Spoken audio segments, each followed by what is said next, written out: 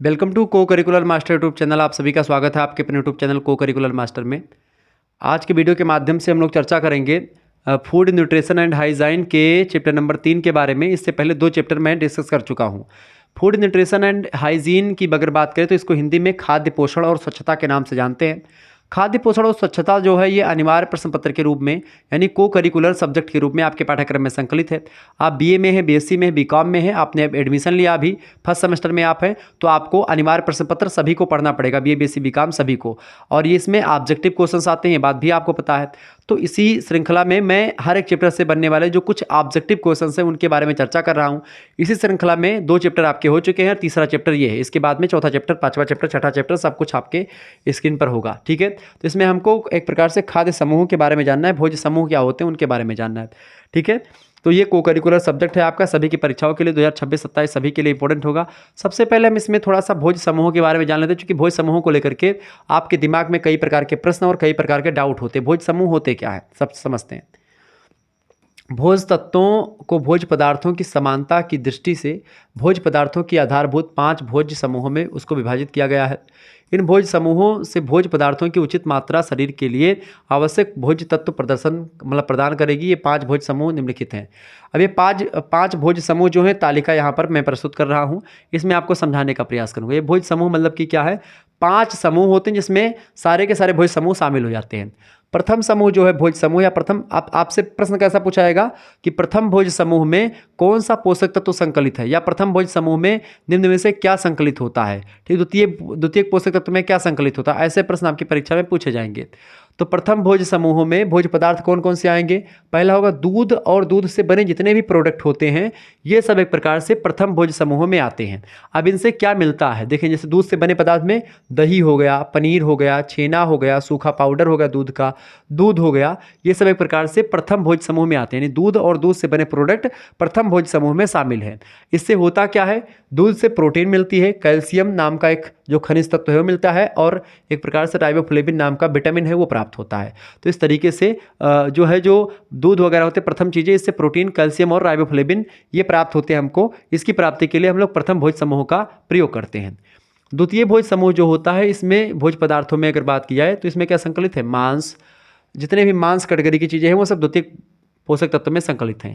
द्वितीय भोज्य समूह में मांस, मछली, अंडा, गृह पक्षी, दालें, सेम, नट्स, ये सब जो हैं संकलित हैं। जितने भी दाल है, नट्स हैं, सेम है, ये सब एक प्रकार से, और मांस, मछली, ये सब एक प्रकार से, अंडा वगैरह सब द्वितीय समूह में भोज्य पदार्थों में संकलित है। इससे क्या होता है, इससे प्रोटीन मिलती है, आयरन की प्राप्ति होती है और नाइलिन की प्राप्ति होती है, ठीक है। ये एक प्रकार से ध्यान रखिए। तो ये भी एक प्रकार से इसके लिए क्या आता है। तृतीय जो भोज्य समूह है इसमें आपका फल वगैरह शामिल है। फल में जैसे कि संतरा हो गया, टमाटर है, आम है, पपीता है, आंवला है, नींबू है, ये सब शामिल है। अच्छा, इसी तृतीय भोज्य समूह में एक तो फल शामिल है, दूसरा हरी पत्तेदार सब्जियां जो होती हैं वो भी शामिल है। जैसे इसमें आपका कुल्फ़ी, पालक, मेथी, पत्ता गोभी, चुकंदर, मूली के पत्ते, चना और सरसों का साग, और अन्य सब्जियां जैसे बैंगन, लौकी, ठीक है, काशी फल, फूल गोभी, भिंडी, ये सब सब्जियां और फल जो होते हैं ये तृतीय भोज्य समूह में शामिल हैं, ठीक है। ये बात ध्यान, इनसे क्या मिलता है, इनसे हमको फलों और सब्जियों से क्या मिलता है भैया, इन सभी से हमको ऐसे कि फलों से हमको विटामिन ए की प्राप्ति होती है, कैरोटीन की प्राप्ति होती है। विटामिन ए से रतौंधी वगैरह रोग जो होता है, विटामिन ए की कमी अगर आपके शरीर में तो आपको रतौंधी हो जाएगी। इसलिए रतौंधी अगर आपको है, आपको शाम की मीटिंग में कम दिखता है, तो आप इन चीज़ों का सेवन करेंगे जो पीले पदार्थ हैं, संतरा, टमाटर, आम, पपीता, आंवला, नींबू, ये सब, तो उससे आपको विटामिन ए से राहत मिलेगी। नींबू जो है विटामिन, और नींबू और आंवला में विटामिन सी पाया जाता है खूब भरपूर मात्रा में खट्टे पदार्थों में, ठीक है। हरी पत्तेदार सब्जियों में विटामिन सी और खनिज लवण, लोहा, आयरन, ये सब खूब मात्रा में पाए जाते हैं, ये बात आप ध्यान रखेंगे। इसके अलावा तो ये आपका तृतीय भोज्य समूह है। चौथा जो भोज्य समूह होते हैं उसमें क्या संकलित है, चतुर्थ भोज्य समूह की अगर बात की तो इसमें अनाज संकलित हैं। अनाज में जैसे गेहूँ, चावल, मक्का, रागी, ज्वार, बाजरा, ये सब शामिल है। अच्छा, जो अनाज होते हैं हम लोग, हमारे भोजन का जो सबसे अधिक हिस्सा होता है किसका होता है, अनाजों का ही होता है। अब अनाजों में हम खाते हैं, मतलब अनाज अगर हम खाते हैं रोटी वोटी तो उससे क्या मिलती है, ऊर्जा मिलती है, आयरन मिलता है, थायमिन नाम का विटामिन, नाइसिन नाम का विटामिन, ये सब विटामिन हमको प्राप्त होते हैं, ठीक है। पंचम भोज्य समूह में घी और तेल यानी वसा जो होती है वो शामिल होती है। इसमें आपका एक प्रकार से कार्बोहाइड्रेट खूब मिलता मिलता है और ऊपर वाले बाकी में विटामिन और खनिज लवण की प्राप्ति खूब होती है। पंचम भोज्य समूह में घी और तेल, वनस्पति तेल, मक्खन, शुद्ध घी, शक्कर और गुड़ ये सब शामिल होते हैं। ये शरीर को ऊर्जा भी देते हैं, आवश्यक वसीय अम्ल भी होते हैं, विटामिन ए और जंतु वसा ये सब एक प्रकार से यहाँ से मिल जाती है। तो कहीं ना कहीं पे ये हो गया आपके 5 भोज्य समूह, जो कि एक प्रकार से मैंने पदार्थों को बता दिया। तो आपसे पूछेगा घी और तेल किस भोज्य समूह में शामिल है, तो आप क्या बताओगे? पंचम भोज्य समूह में शामिल है। ठीक है। आपसे पूछेगा कि जो है गेहूं और चावल ये किस भोज्य समूह में शामिल होंगे, तो किस में होंगे? चतुर्थ में। तो ये चीज़ें थोड़ा सा ध्यान रखिएगा। इसकी सबकी पीडीएफ वगैरह जो होती है वो आपको मिलती रहेगी। ठीक है। इसकी पीडीएफ वगैरह प्राप्त करने के लिए आपको क्या करना होगा? हिंदी का आपको कोर्स लेना होता है।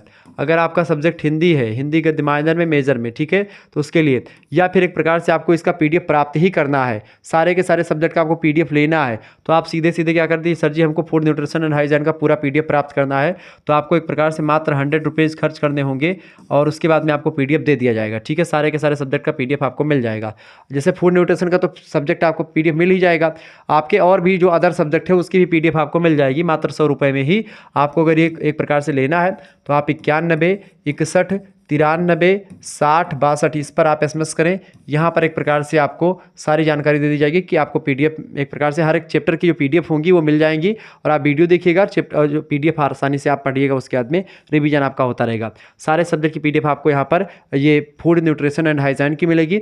इसके अलावा अगर आपके और सब्जेक्ट से आप बीए में हैं और आपका सब्जेक्ट है बीएससी बीकॉम के और सब्जेक्ट तो नहीं पढ़ाता है मैं नहीं पढ़ाता हूँ, लेकिन अगर आप बीए हैं और बीए में और सब्जेक्ट आपके हैं तो उसके लिए आपको और भी सब्जेक्ट के पीडीएफ नोट्स मैं दे दूंगा। हालांकि food nutrition and hygiene BA BSc BCom सभी का है, तो इसको अगर आपको लेना है तो मात्र 100 रुपये खर्च करके आप सारी जानकारी ले सकते हैं और पूरा का पूरा पीडीएफ, पूरे के पूरे वीडियो लेक्चर आपको बिल्कुल फ्री में, मतलब बिल्कुल एक प्रकार से उपलब्ध कर, मतलब वीडियोज़ तो आपको यूट्यूब चैनल पर ही सारी मिलेगी, लेकिन पीडीएफ वगैरह के लिए आपको मात्र 100 रुपये पे करने होंगे, उसके बाद में आपको एक प्रकार से दे दिया जाएगा। ठीक है।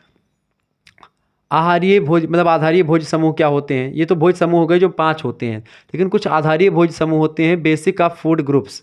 ठीक है। नेशनल रिसर्च फॉर काउंसिल, मतलब नेशनल रिसर्च काउंसिल अमेरिका के पोषण विशेषज्ञों ने आहार में 10 पोषक तत्व विशेष रूप से महत्वपूर्ण बताए हैं।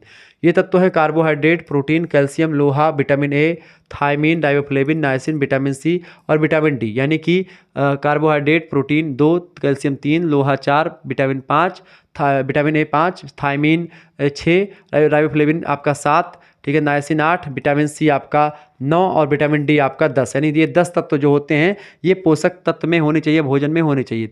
इन तत्वों की भोज्य पदार्थों में उपस्थिति को ध्यान में रखते हुए उन्होंने भोजन को 7 समूह में बांटा है। तो भोजन को 7 समूह में किसने बांटा है? नेशनल रिसर्च काउंसिल अमेरिका के द्वारा। लेकिन अगर आपसे पूछे भोज समूह कितने भागों में बांटा गया है, तो भोज समूहों को 5 भागों में बांटा गया है। ये ऑब्जेक्टिव क्वेश्चन लगातार आपको भ्रमित करता था, तो मैंने इसीलिए इन चीज़ों को रखा। तो ICMR जब बोले कि ICMR मतलब कि जो नेशनल रिसर्च ऑफ अमेरिका, इसके द्वारा एक प्रकार से या काउंसिल के द्वारा अमेरिका की भोज समूहों को कितने भागों में बांटा गया, तो आप बताएंगे 7 समूह। लेकिन अगर वैसे पूछे तो आपको 5 समूह ही लगाना है, ये बात आप ध्यान रखेंगे। बेसिक 7 फूड ग्रुप्स इसको कहा जाता है।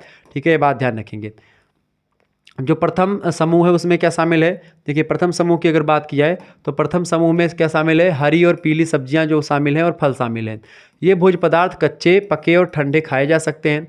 इनके द्वारा विटामिन ए, विटामिन सी, लोहा, राइबोफ्लेविन, इन तमाम प्रकार के पोषक तत्वों की प्राप्ति हो जाती है। इस समूह से एक पदार्थ प्रतिदिन प्रति आहार होना आवश्यक होता है। यानी लगभग प्रथम समूह से हरी या पीली सब्जियों से, हरी सब्जियां, पीली फल, ये सब एक प्रकार से प्रथम समूह में आते हैं। इस समूह में पालक, मेथी, चौलाई का साग, हरी धनिया, पुदीना, मूली और गाजर, हरी मटर, चने का साग, सहजनी की पत्तियां, काशीफल, सेम, शकरकंदी, आम, पपीता, ये सब शामिल होते हैं।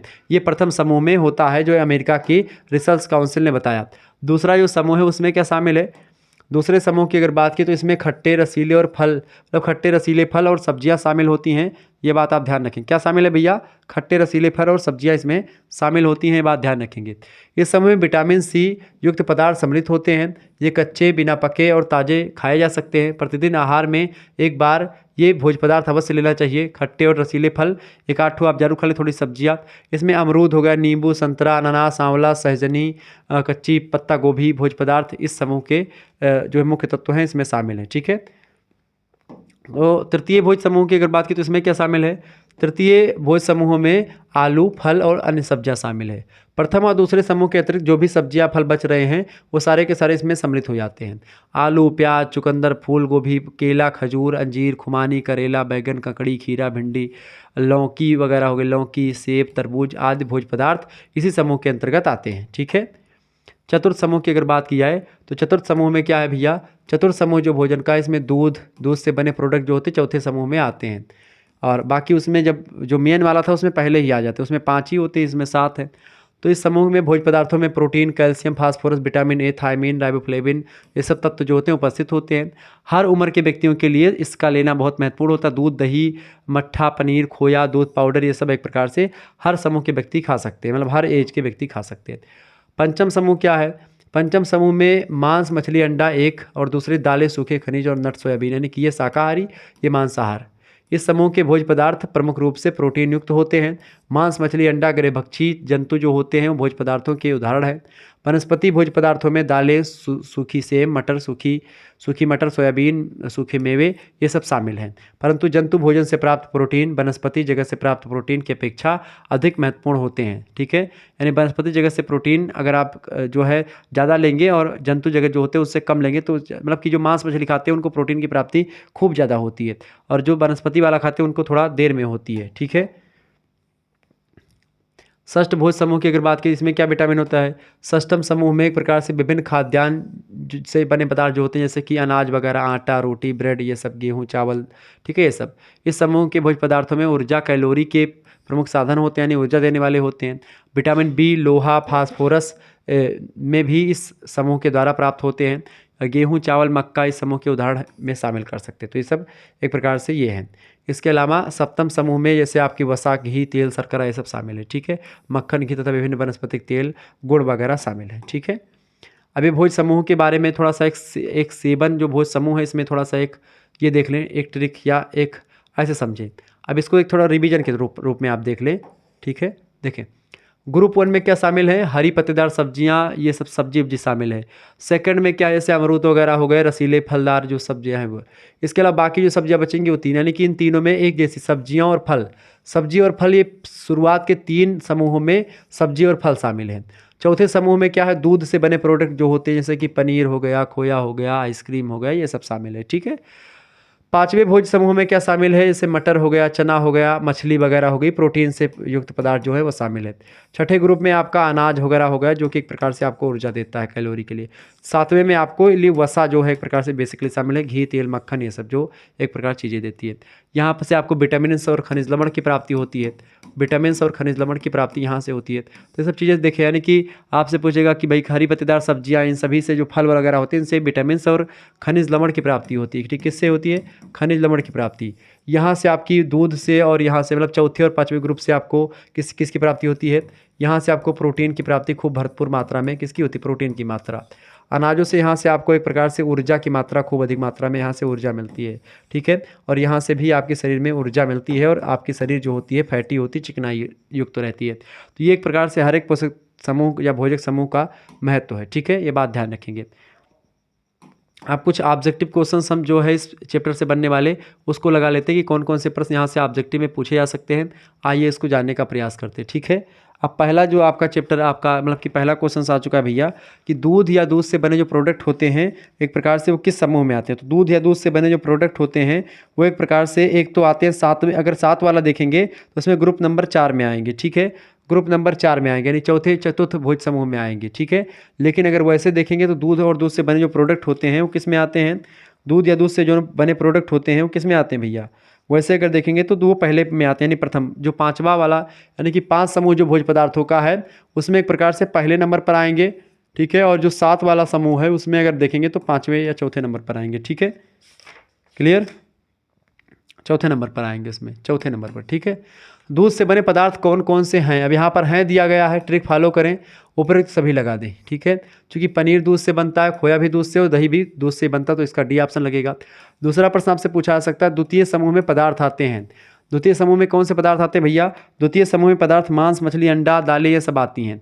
तो मांस, मछली, अंडा, दालें आपको यहाँ पर दी गई हैं, बिल्कुल इसका करेक्ट आंसर हो जाएगा मांस, मछली, दालें। अगर ICM मतलब उससे अमेरिका वाले से पूछता कि अमेरिका में जो संकलित है उसमें क्या संकलित है, तो दूसरा लगाते आप। लेकिन द्वितीय समूह में क्या है? मांस, मछली शामिल है, जो मैंने पहला बताया था 5 वाला, ठीक है, और वही आपको लगाना है। तीसरा आपका है षष्ठ समूह में पदार्थ आते हैं। छठवें समूह में कौन से पदार्थ आते हैं भैया? छठे समूह में कौन से पदार्थ आते हैं? छठे समूह की अगर बात किया, आप देखिए षष्ठ समूह में, आप षष्ठ समूह किस में होगा? षष्ठ समूह किस में होगा भैया? छठवां समूह किस में होगा? छठे समूह में एक प्रकार से, चूंकि 5 समूह पहले वाला है तो 5वां से जाहिर सी बात है कि वहाँ से आपको नहीं देखना है, आपको 7वें वाले से देखना है, क्योंकि छठा समूह की बात हो रही है। तो षष्ठम समूह में जो एक प्रकार से जैसे खाना अनाजों से बनते खाद्यान्न पदार्थ जैसे आटा, ब्रेड, रोटी ये सब है, ये सबसे भी शामिल है। ऊपर सभी इसका लगा देंगे। चौथा क्वेश्चन से खाद्य पदार्थ के समूह आते हैं। खाद्य पदार्थ के समूह कितने आते हैं भाई? फटाफट से आप बताने का प्रयास करेंगे। खाद्य समूह में कितने पदार्थ आते हैं, मतलब क्या आते हैं? खाद्य पदार्थ के समूह, खाद्य पदार्थ के समूह के हिसाब से देखें, खाद्य पदार्थ भोज्य समूह की बात पूछा जाए, खाद्य पदार्थों के हिसाब से समूह पूछा गया तो 7 लगाएंगे, वैसे 4। अच्छा, यहाँ पर ऑप्शन में आप देखें 5 दिया भी नहीं गया है, और 5 दिया नहीं गया तो यानी क्लियर है कि 7 ही होगा यहाँ पर, ठीक है। तो इसका डी ऑप्शन करेक्ट आंसर होगा। ऐसे ही ऑप्शन में आपको मिलेंगी चीज़ें, ठीक है। चले अगला क्वेश्चन, 5वां नंबर प्रश्न आपकी स्क्रीन पर आ चुका है। हमें सबसे शीघ्र ऊर्जा मिलती है कहाँ से? हमें सबसे शीघ्र ऊर्जा जो मिलती है किससे मिलती है भैया? फटाफट से आप लोग बताने का प्रयास करेंगे। हमें सबसे शीघ्र ऊर्जा मिलती है ग्लूकोज से। किससे मिलती है? बहुत जल्दी ऊर्जा मिलती है ग्लूकोज से। ग्लूकोज मतलब कार्बोहाइड्रेट से ही ग्लूकोज बनता है। ग्लूकोज का सूत्र क्या होता है? C6H12O6, ये ग्लूकोज होता है। इसीलिए खिलाड़ी जो होते हैं मैदान पर जो होते हैं वो ग्लूकोज यानी ग्लूकॉन-डी वगैरह पीते हैं, ठीक है, ग्लूकोज लेते हैं, तो ये होता है। छठा क्वेश्चन, सब्जी भाजी किन भोज्य पदार्थों की श्रेणी में आते हैं? सब्जी भाजी जो होते हैं एक प्रकार से वो शक्तिदायक मतलब जो ऊर्जा देने वाले हैं उसमें नहीं आते हैं, ना ही वृद्धिकारक हैं। वृद्धिकारक में प्रोटीन वगैरह आते हैं। रक्षात्मक या सुरक्षात्मक पोषक तत्वों में सब्जी भाजी आती है, क्योंकि विटामिन और खनिज लवण इसमें खूब पाया जाता है। इसका ऑप्शन नंबर ए होगा। 7वां क्वेश्चन से, इनमें से कौन सा आहार संपूर्ण है? इनमें से आहार जो संपूर्ण आहार या पूर्ण आहार कौन है? दूध जो है अपना, वो संपूर्ण आहार या पूरक आहार की श्रेणी में आता है, ठीक है, ये बात आप ध्यान रखेंगे। आगे बढ़ते हैं। 8वां क्वेश्चन आपकी स्क्रीन पर आ चुका है, फटाफट से आप देखेंगे। 8वां क्वेश्चन से, भोजन में ऊर्जा का साधन है। देखिए भोजन में ऊर्जा का साधन क्या है? भोजन में ऊर्जा का साधन क्या है? कार्बोहाइड्रेट जो है भोजन में ऊर्जा का साधन है, तो इसका करेक्ट आंसर क्या हो जाएगा 8वें का? C option. कार्बोहाइड्रेट से ही एक प्रकार से ऊर्जा मिलती है, जो कि एक प्रकार से इंपॉर्टेंट है। तो इस तरीके से आप लोगों ने ये प्रश्न समझा, मतलब कि ये चैप्टर समझ लिया। चैप्टर नंबर कौन सा समझा हमने? चैप्टर नंबर 3 समझ लिया। चैप्टर नंबर 4 में हम लोग भोजन के कार्य को समझेंगे, ठीक है, और चैप्टर नंबर 5 में हम लोग संतुलित आहार के बारे में समझेंगे। फिर उसके बाद में कार्बोहाइड्रेट के बारे में छठे चैप्टर में हम लोग जानेंगे, ठीक है। वीडियो को लाइक कर दीजिएगा, चैनल पर करना है तो सब्सक्राइब जरूर कर दीजिएगा। बहुत बहुत धन्यवाद आप सभी का।